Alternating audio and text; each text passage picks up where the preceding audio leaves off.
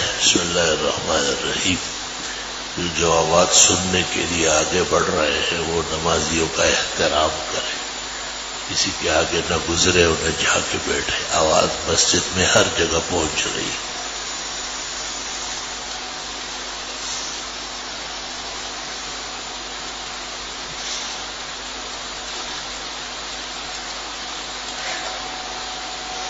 پوچھا ہے کہ میرا تعلق بدعتی فرقے سے نہیں ہے کہ میں مزار پر جا کر کچھ چیز پڑھ سکتا ہوں. مزارات پر حاضری سنت طریقہ ہے. زیارت القبور کفارت الذنوب. بدعتی تو مزارات پر نہیں جاتے، وہ تو شرک و بدعت کرنے جاتے ہیں. آپ فاتحہ پڑھے، آپ سورۃ یاسین پڑھ کے بخشے، آپ ان کے درجات کے لیے دعا فرمائیں. مردوں سے مانگا نہیں جاتا ہے، مردوں کو بخشا جاتا ہے. غرض یہ ہے کہ دعا میں وسیلے کی شریعت درست اور صحیح ہے. ایک وسیلہ شرعیہ ہے کہ سب کچھ کرنے والا اللہ ہے، بزرگوں کو اللہ کی رحمت کا ذریعہ سمجھ کے مانگا جائے. اور ایک وسیلہ شرکیہ ہے کہ یہ خیالوں کے بزرگوں کو اختیارات سونپے گئے، ان کے بغیر دعا نہیں ہو سکتی. یہ شرک اور کفر ہے. اللہ آپ کو اور آپ کے اہل خانہ کا عمرہ قبول فرمائے. آمین آمین. اور آپ کو صحت و عافیت کے ساتھ برکت والی عمر دے. آمین. سوال یہ تھا کہ اسلام میں ہے کہ جو اللہ اور نبی سے قریب ہوتا ہے ان پر مشکلات آتی ہے، لیکن کئی جگہ یہ بھی ایک ہے کہ مشکلات اور پریشانیاں ہمارے گناہوں کے ساتھ دونوں قسم کی بات صحیح ہے. جس کے بندے کے بارے میں اللہ خیر کا ارادہ کرے، عجل لہ العذاب، اس کو تکلیف یہی دے دی جاتی ہے تو وہ استغفار کر لیتا ہے، صدقہ خیرات کر لیتا ہے. اور کبھی پکڑ ہوتی ہے گناہوں کی. علماء نے لکھا ہے کہ جو پکڑ ہے اس کی علامت ہے کہ اللہ سے گلہ شکوہ، شریعت سے ناراضگی اور دوری بڑھ جاتی ہے. اور جو اللہ کے محبوب اور مقرب بندوں پر آزمائش کے طور پر تکالیف و مصائب آتے ہیں، اس سے اللہ کا قرب، اللہ پر بھروسہ، اللہ تعالیٰ پر توکل وہ بڑھ جاتا ہے. یہ علامت ہے کہ یہ انبیاء اور اولیاء کی تکالیف.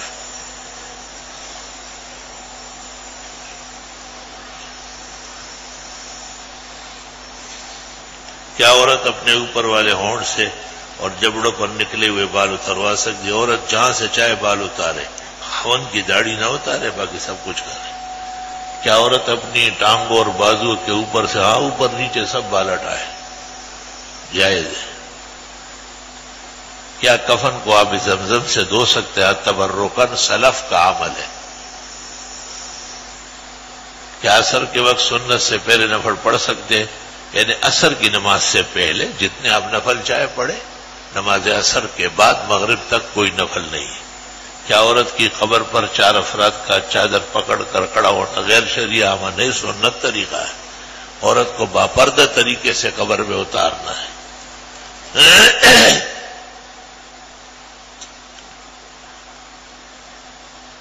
لکھا ہے کہ جب غیبت کرو تو اپنے والدین کا کرو اور پانی طلب کرو، اور پتہ نہیں یہ کرو وہ کرو. یہ کیا مطلب ہے اس کا؟ غیبت کرو ہی نہیں، غیبت کیوں کرتے؟ واہ بھائی واہ. غیبت و اشد من الزنا ہے. کسی کی اصلاح کے لیے بات کرنا، کسی کے شر سے بچنے کے لیے غیبت نہیں ہے. یہ مسلمان کا منصب اور فریضہ ہے. کسی کی پس پشت ایسی برائی کرنا جس کا کوئی حاصل نہ ہو، سوائے اس کی توہین و تذلیل کے، یہ منع ہے. جناب کیا جب پہلی صف میں خلا ہو اور داڑھی والے نمازی نہ ہو تو کیا بغیر داڑھی والے ذرا اور پیچھے ہو جائے؟ داڑھی والے ختم نہیں ہوئے، بہت ہے الحمدللہ. داڑھی والے ہیں لیکن ہمت والے نہیں ہیں. یوں مت کہو، یوں کہو کہ داڑھی والا بھی ہے، داڑھی بھی چہرے پہ سجائی ہے، لیکن بے غیرت بہت ہے. اس کو صفوں کی پرواہ نہیں ہے. اس غریب کی داڑھی نہیں ہے لیکن ایمان کی غیرت ہے. تو دل تو چاہتا ہے کہ یہ بے غیرت داڑھی والوں کو پکڑ کے باہر نکالے. اور غیرتی داڑھی مونڈوں کو قریب لائے، لیکن مسئلہ ایسا نہیں ہے۔ مسئلے میں داڑھی کی عزت احترام ضروری ہے، اور ان کو غفلت اور بے ہمتی پر تنبیہ ضروری ہے، اور بے داڑھی ان کے ہوتے ہوئے آگے صف میں نہ آئے، اللہ ان کو دوہرا ثواب دے گا۔ سکر محبوب گوٹ میں جو قبر ہے ان کی فضیلت مجھے تو پتہ نہیں، سندھی ماڑو کہتے کہ صحابہ آئے ہوئے، میں ان کی فضیلتیں کیوں بیان کروں؟ سندھی مر گئے سارے کیا؟ ایک حیض والی عورت دوسری فوت شدہ عورت کو غسل دے سکتی ہے؟ ہاں، عورت خود بھی نہا سکتی ہے، اس کی بھی غسل دے سکتی ہے۔ یوں اس طرح پرچہ نہ لکھا کرے، آپ یوں لکھے کہ ایک خاتون مر چکی ہے اور اس کو نہلانے کے لیے ایک ایسی عورت ہے جو خود معذور ہے، تو بجائے اس کے کہ بغیر غسل کے اس کو دفنائے یا مرد غسل دے، وہ معذور عورت جس کو خود ماہواری آئی غسل دے سکتی۔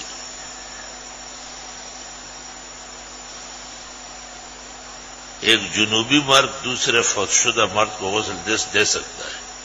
یہ کیا جنابت اس کے اندر گھسی ہوئی ہے کیا؟ یہ کہیں پانی کہیں نہر میں کہیں اس کے وضوخانے میں غوطہ لگائے پاک ہو جائے گا، سال بھر پلیت غلیظ رہے گا۔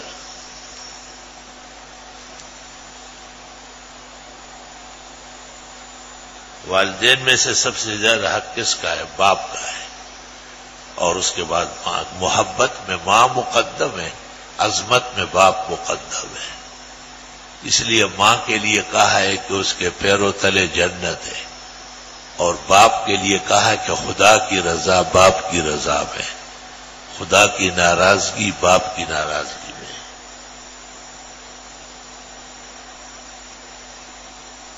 ہاں، ادریس صاحب نے بات کہی وہ بھی ٹھیک ہے، ماں کا بھی بڑا حق ہے۔ ادریس صاحب ٹھیک ہے، لیکن مسائل سے ناواقف بھی ہے۔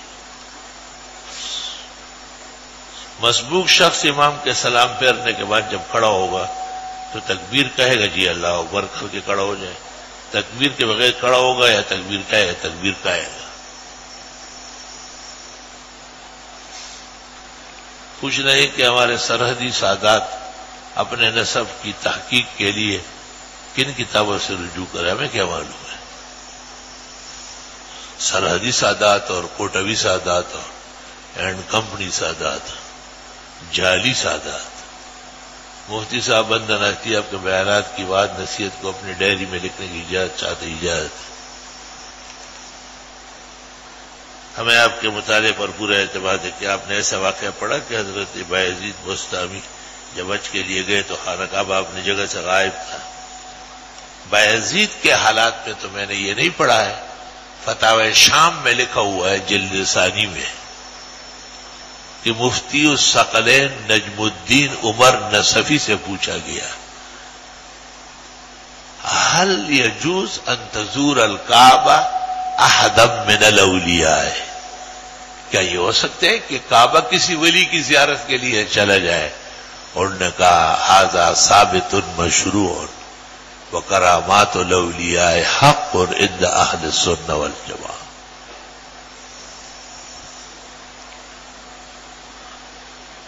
جوان آدمی کے سر پر معمولی گنج اپن آئے جس کی وجہ سے مصنوعی بال لگا، مصنوعی بال نہ لگا ٹوپی اڑا کرے، بس مصنوعی بالوں سے کیا بنے گا؟ کیا دل کے سوچ سے طلاق پڑ جاتی ہے؟ نہیں، جب تک کلام صادر نہ ہو۔ طلاق زبانی فیصلہ ہے، دل کا تصور و تخیل طلاق نہیں ہے۔ مسجد میں اذان کا جواب یا اذان کے الفاظ دوہرا سکتے ہیں۔ آج کل میں بے روزگار و دعا کیجیے، استغفار کی کثرت کرو، خیر ہو جائے گی۔ میری شادی کے چند سال ہو گئے، ابھی تک اولاد نہیں، اللہ نیک اولاد صالح نصیب فرمائے۔ ہر فرض نماز کے بعد دعا میں ہاتھ اٹھا کر رب هب لی من لدنک ذریۃ طیبہ انک سمیع الدعاء 3 دفعہ پڑھے، اور صبح و شام 10 دفعہ پڑھے یا عزیز یا جمیل، عزیزا جمیلا ملکا کبیرا، رب لا تذرنی فردا وانت خیر الوارثین۔ انشاءاللہ بہت جلد اللہ تعالی خوشخبری نصیب کرے گا.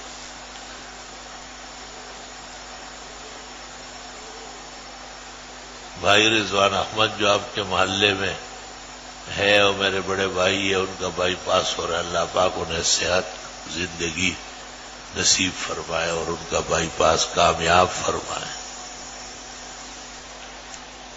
الحمدللہ رب العالمین. اللہم صلی وسلم علی النبی وعلی آلہ واصحابہ وبارک وسلم وسلم. اللہ تعالیٰ بیماروں کو صحت شفا دے، پریشان حالوں کی مدد فرمائے، مرحومین کی مغفرت فرمائے، حاضرین مجلس کی دعائیں قبول فرمائے، جن کے لیے فکر مند ہیں ان کے حق میں بھی دعائیں قبول فرمائے. صلی اللہ